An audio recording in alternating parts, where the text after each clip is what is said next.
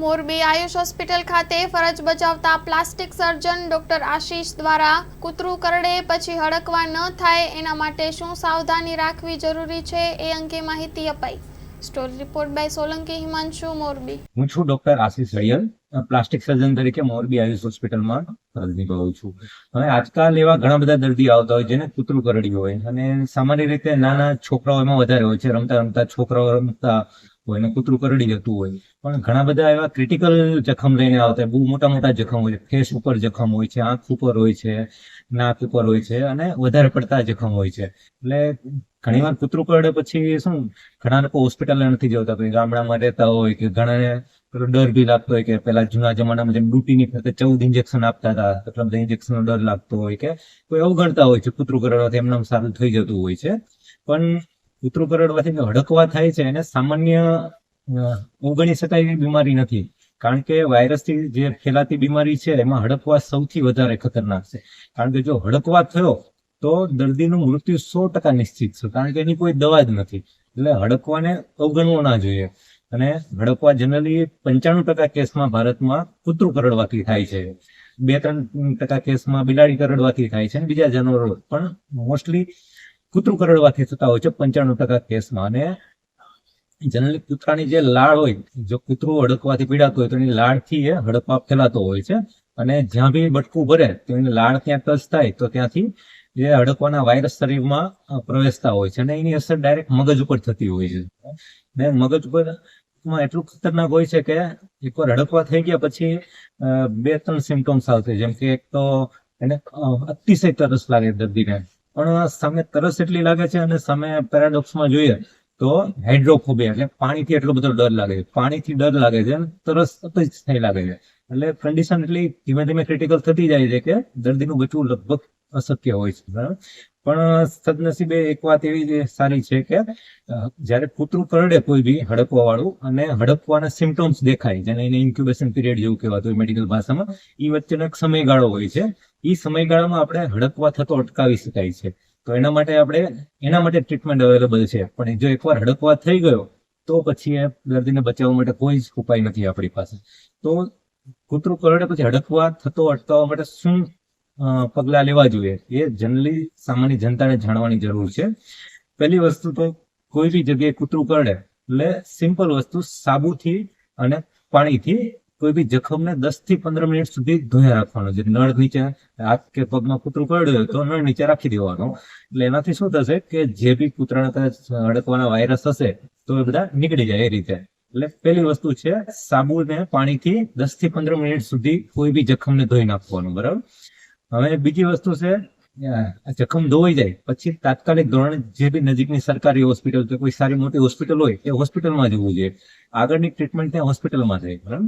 હવે હોસ્પિટલમાં શું કરશે કે પેલા જખમને ડોક્ટર, જે બી હોસ્પિટલના ડોક્ટર એક્ઝામિન કરશે, અને કેટેગરી સરકારે આપેલી છે, અને હડકવાની કોઈ દવા નથી। એટલે સરકારની શું ગાઈડલાઈન છે કે કોઈ બી કૂતરું કરડે, સાદું હોય કે હડકવા વાળું કે કોઈ બી, એને હડકવાનું કૂતરું કરડ્યું છે એવું જ માની આપણે સારવાર કરવાની, કારણ કે એની હડકવાની કોઈ દવા નથી। તો કદાચ રસી આપે તો નુકસાન નથી કરવાનું, પણ દર્દીનો કદાચ હશે તો જીવ બચી જશે। એટલે કોઈ બી કૂતરું કરડે એને આપણે હડકવા સમજીને સારવાર કરવાની હોય છે, બરાબર। એટલે હવે એના જખમને સરકારે 3 કેટેગરી આપી છે, એ કેટેગરીમાં ડિવાઈડ કરવાનું હોય। એક પહેલી કેટેગરી છે, એમાં તમે કોઈ હડકવા વાળા કૂતરાને ટચ કર્યું હોય કે ખવડાવ્યું હોય કે એને ખાલી તમારી ચામડી ઉપર ચાટ્યું હોય પણ ચામડીમાં કોઈ ડેમેજ ના હોય, એ પહેલી કેટેગરી કહેવાય। એમાં જનરલી કોઈ દવાની જરૂર નથી, કોઈ રસીની જરૂર નથી, સામાન્ય છે। હવે બીજી કેટેગરીમાં શું થાય, ઘણી વાર કૂતરાએ નખ માર્યા હોય એટલે ચામડીમાં લીસોટા પડ્યા હોય પણ બ્લડ ના નીકળ્યું હોય, એ બીજા નંબરની કેટેગરી। એમાં શું થાય, એમાં રસી આપવામાં આવે છે, સામાન્ય જખમની ટ્રીટમેન્ટ હડકવાની રસી આપવામાં આવે છે। એ હડકવાની રસીના જે 4-5 ડોઝ આવતો હોય એ રીતે આપવામાં આવે છે, બરાબર। હવે ત્રીજી કેટેગરી સૌથી વધારે ખતરનાક કેટેગરી, એમાં નખ મારે કે બચકું ભરે જેમાં બ્લડ નીકળી જાય, જખમ ઊંડા હોય, એ સૌથી વધારે ખતરનાક કેટેગરી કહેવામાં આવે છે। તો એમાં ઊંડી જખમની સારવાર સાથે સાથે આપણે હડકવાની રસી આપવામાં આવે। હડકવાની રસી ઉપરાંત ઇમ્યુનોગ્લોબ્યુલિન કરીને એક દવા આવે છે, એ જખમમાં આપવામાં આવે છે। જો બી કોઈ વાયરસ ગયા હોય તો એ જખમમાં બી કંટ્રોલ થઈ જાય એ રીતે। અને જનરલી એવું કહેવામાં આવે છે કે ક્યાંય બી કૂતરું કરડે તો જખમ ક્યાંય બી વાગ્યો હોય તો ટાંકા લેવામાં નથી આવતા. એ વસ્તુ ખુલ્લું જ રાખવામાં આવે, કારણ કે ટાંકા લઈ અને જનરલી વાયરસ હોય તો અંદર ઉતરી જાય એના માટે. પણ બધી કન્ડિશનમાં લાગુ નથી પડતું. ઘણી વાર કોઈ ક્રિટિકલ એરિયામાં કૂતરું કરડ્યું, જેમ કે આંખનો ડોળો હોય એ ખુલ્લો થઈ ગયો, પાપણ પર બટકું ભરેલું હોય, કોઈ લોહીની નસ જતી હોય એને બાટકું ભરી લીધું હોય, તો એ ક્રિટિકલ સ્ટ્રક્ચર કહેવાય. એને આપણે લાંબો ટાઈમ માટે ખુલ્લું ના રાખી શકીએ, એમાં ટાંકા લેવા પડતા હોય છે. તો એવી કોઈ જગ્યામાં ટાંકા લેવા હોય તો આપણે જનરલી ઇમ્યુનોગ્લોબિન હડકવાની પેલા રસી આપવાની, ઇમ્યુનોગ્લોબિન આપીએ, પછી થોડા કલાકો એની અસર થાય એની રાહ જોઈએ પછી ટાંકા લઈ શકાય છે. અને બાકી જો સામાન્ય જખમ હોય તો જનરલી કોઈ ટાંકા લેવામાં આવતા નથી. એટલે મેઇન તો આપણે બે વસ્તુ આમાંથી એક તો કૂતરું હોય કરડે એટલે તાત્કાલિક સાબુ અને પાણીથી 10-15 મિનિટ સાફ કરવાનું, અને બીજી વસ્તુ કે નજીકની હોસ્પિટલમાં જઈને જે બી આગળની જખમ પ્રમાણેની સારવાર લેવાની હોય છે, એ ટાઈપની હોય છે.